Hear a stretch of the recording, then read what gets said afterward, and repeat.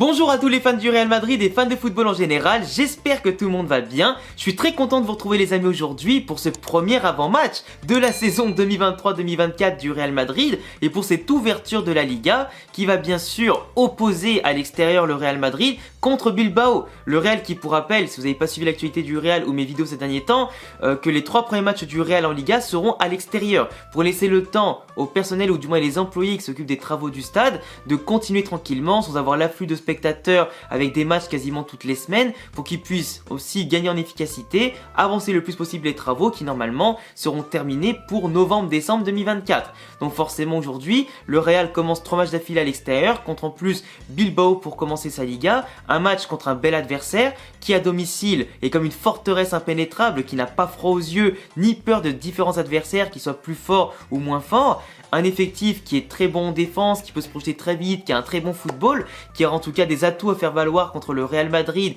et commencer tambour battant une nouvelle saison. Le Real Madrid qui aura à cœur de commencer tambour battant sa saison pour aller récupérer sa couronne perdue cette saison contre le Barça, mais globalement surtout passer au-delà, au-dessus d'une catastrophe industrielle qui est tombée hier dans les médias, dont on a parlé sur la chaîne en plus en vidéo, la blessure de Thibaut Courtois.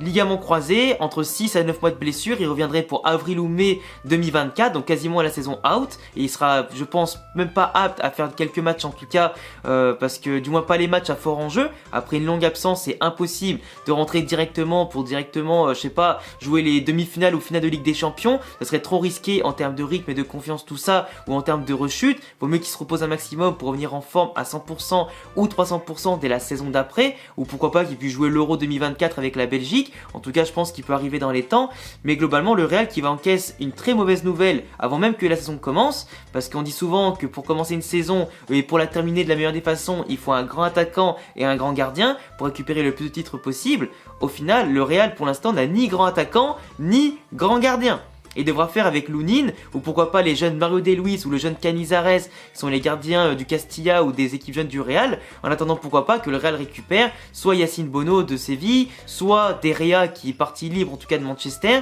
qui est la cible privilégiée en termes économiques et sportifs par le Real. Mais si Bono plaît énormément, ça dépend aussi le prix que Séville va demander. Et t'as aussi Kepa éventuellement qui est sur la table, mais le Real Madrid qui doit revoir ses positions, car beaucoup de budget en termes de salaire et transfert devait partir pour Mbappé. Faut espérer encore qu'il y ait assez d'enveloppe pour justement un gardien. Enfin bref, je vous laisserai vous abonner, cocher la cloche si vous aimez mes vidéos sur le Real Madrid, le football espagnol en général, car là on est parti pour l'avant-match et je suis très content les amis de voir que la communauté s'agrandit de plus en plus. Beaucoup de choses à dire et analyser ensemble dans cette vidéo, c'est parti. Alors pour faire un petit bilan, l'Athletic Bilbao c'est quand même 8ème de Liga la saison dernière, qui avait quand même un petit bilan sympa de 47 buts marqués et 43 encaissés, donc qui marque pas non plus énormément par rapport à leur potentiel offensif, qui ne prend pas non plus tant de buts que ça, à peine plus d'un but encaissé par match joué. Donc forcément c'est d'un côté l'équilibre avec eux, avec beaucoup de matchs nuls, beaucoup de victoires à l'étriquer, beaucoup de défaites des fois aussi sur un but, voire 2 grand maximum d'écart, mais un effectif qui sait être soudé. Un effectif qui, comme je disais, joue avec de l'intensité, qui met de la grinta, qui va à fond dans les duels, des fois un peu à l'excès, vu que ça prend quand même pas mal de cartons rouges du côté de Bilbao en défense au milieu de terrain. C'est un effectif qui est sûr de sa force, qui peut déployer du jeu dans un 4-2-3-1 en tout cas plutôt intéressant, avec en tout cas les principaux dangers représentés d'un côté par Mounien, les frères Williams, aussi Raúl Garcia ou encore Sancet, derrière un pivot de milieu de terrain qui est très intéressant, complémentaire et aussi technique que physique, et une défense qui certes a perdu Inigo Martinez, mais qui a quand même de l'expérience avec De Marcos, avec un gardien derrière aussi comme Unai Simon, gardien titulaire de l'équipe d'Espagne que j'aimerais pourquoi pas voir au Real Madrid pour remplacer Courtois, parce que c'est un très bon gardien qui a de l'expérience, qui est très bon dans tous les domaines et très complet. Donc pour moi au Real Madrid il pourrait passer un cap. Mais Bilbao en tout cas qui a quand même une bonne défense, un effectif qui mélange jeunesse et expérience et vice aussi, avec de la rapidité et de la technique qui peut faire du mal en tout cas en termes de jeu à n'importe qui. Même si c'est pas le grand Bilbao de l'époque où ils avaient battu Manchester etc en Europa League, pour moi ça reste quand même aujourd'hui un effectif à ne pas sous-estimer, qui dans les grands matchs savent se sublimer. Au niveau de leur pré-saison, on a seulement une victoire en 7 matchs contre notamment Necaxa qui est 14e actuellement de première division mexicaine. Je vous affiche le classement pour l'instant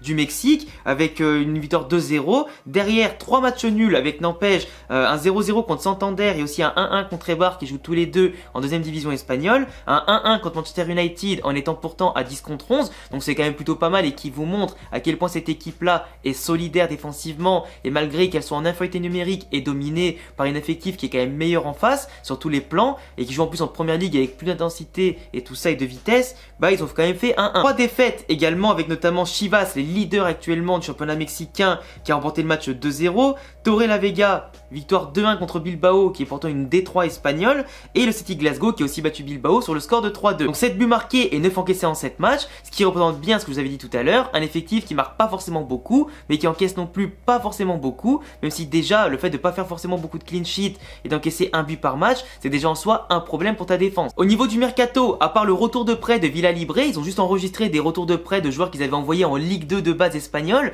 donc c'est pas des grosses pointures, c'est pas des joueurs importantissimes qui vont révolutionner l'effectif, et après ils ont pas perdu beaucoup de joueurs à part Inigo Martinez, mais globalement leur mercato est assez plat. Mais après Bilbao c'est assez particulier dans le contexte de mercato, parce que c'est un effectif, pour rappel, qui ne joue qu'avec des joueurs basques. Donc forcément les recrues de haut level sont assez limitées, quand tu sais que les meilleurs clubs basques c'est forcément eux et la Real Sociedad, les grands rivaux, bah c'est très compliqué d'aller chercher de très bons joueurs basques un peu partout, parce que dans la région ils sont déjà centralisés dans les deux clubs. Donc un Bilbao qu'il faudra surprendre avec de la vitesse, de la technique, surtout en s'imposant au milieu de terrain avec le physique. Le Real Madrid avec son 4-4-2 aujourd'hui montre qu'avec les profils qu'on a comme Bellingham, Valverde, comment il s'appelle, Camavinga, Tchouaméni, même Modric, Kroos, etc. Quand tu as ce mélange de 4 d'entre eux, tu peux créer une puissance intéressante pour contrôler le ballon, faire monter ton bloc et imposer du coup un rythme intéressant au pressing à Bilbao en cas de perte de balle directement. Aussi Bilbao veut construire en tout cas en partant de très loin. Globalement le Real aujourd'hui c'est qu'en marquant un but rapidement à Bilbao, il peut s'ouvrir le champ des possibles pour tuer l'adversaire assez rapidement, en profitant des espaces et aussi de la faible défense entre guillemets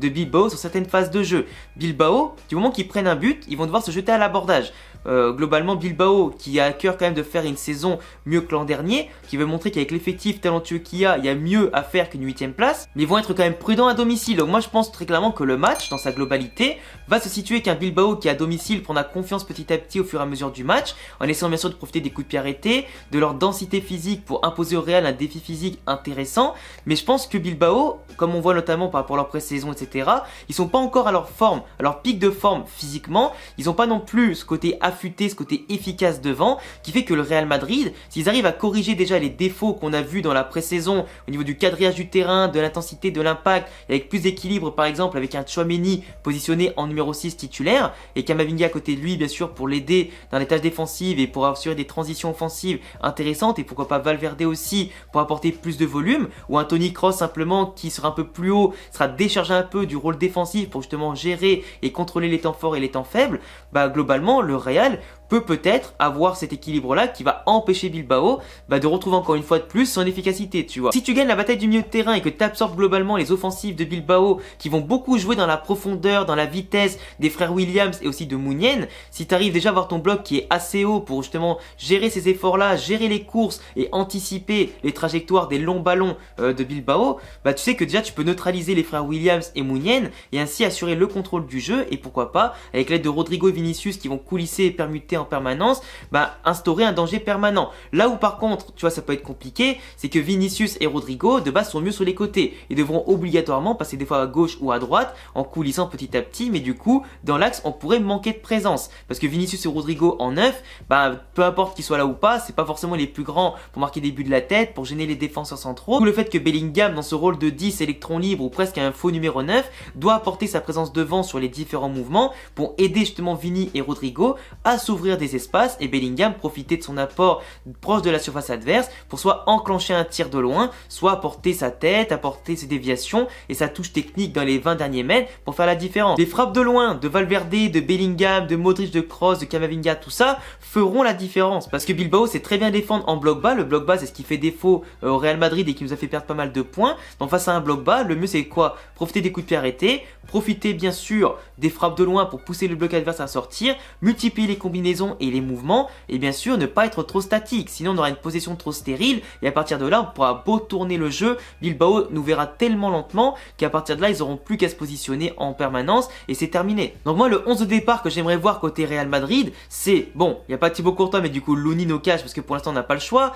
à droite Carvajal et dans l'axe Rudiger, Alaba et bien sûr Fran Garcia pour assurer de la vitesse, des bons centres, des arrêts latéraux percutants et surtout une charnière centrale qui répondra à tous les défis physiques, qui sera anticipée et qui bien sûr ne seront pas victimes d'un saut de concentration de Militao face à la vitesse des frères Williams, Rudiger qui apportera des balles longues pour justement contrer le pressing de Bilbao pour sortir proprement et en plus offrir pourquoi pas à Vinicius des balles intéressantes, tout comme à Bellingham ou Rodrigo, un milieu de terrain compact avec Tchouaméni en 6, Valverde, Camavinga et Bellingham en numéro 10, même si je pense que entre nous, le milieu de demain, ce sera sûrement Tchouaméni, Camavinga, Bellingham, Modric, je pense un truc comme ça, et après devant, Vini, Rodrigo, parce que pour l'instant on a que ça, mais après en cours de match, faire entrer Rossellou pour passer en 4-3-3, ça pourrait être une solution intéressante pour varier le jeu et pourquoi pas faire sauter le verrou de Bilbao ou les tuer justement quand ceux-ci seront en situation de danger si imaginons on mène de 1 ou de 2 buts. Après je veux qu'Ancelotti fasse tourner un maximum si jamais le score reste viable et intéressant,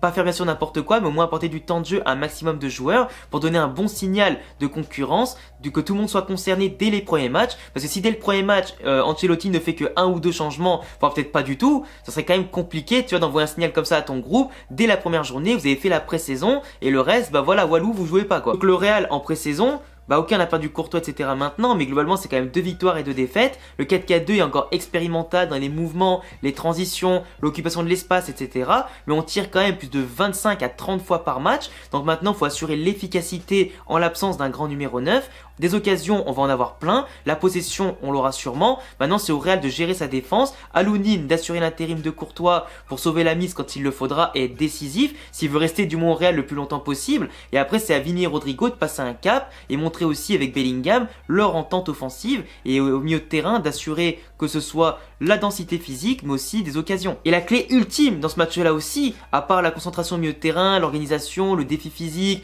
l'efficacité offensive et la solidité derrière en défense, pour moi, ça sera aussi le fait que Fran Garcia et Carvajal, tout comme Vini et Rodrigo, qui du coup, à mon avis, zoneront sur les côtés aussi, devront faire un maximum de courses, d'appels, etc. pour pousser les ailiers, donc Mounien et Nico Williams, à reculer un maximum pour les pousser à partir de plus loin, pour les prendre au marquage et justement pousser le bloc de Bilbao le plus bas possible. Pour que nous, on puisse voir venir, les étouffer un maximum et créer des brèches au fur et à mesure. Enfin bref, voilà, c'est tout pour moi les gars, pour l'analyse de l'avant-match entre Bilbao et le Real Madrid. On n'a pas de match de référence, à part les pré-saisons qui sont pas non plus en général le symbole le plus grand de la confiance d'une équipe par rapport à une autre. Je vous laisse vous abonner, cocher la cloche et me donner en commentaire vos avis sur le score final qu'il y aura dans ce match-là. Pour ma part, je vois pourquoi pas un 3-1 ou 3-2 côté Real Madrid pour commencer de la manière la plus épique possible. Vous avez tous mes réseaux comme Insta et Twitter en description et à bientôt les gars pour une prochaine vidéo. Ciao!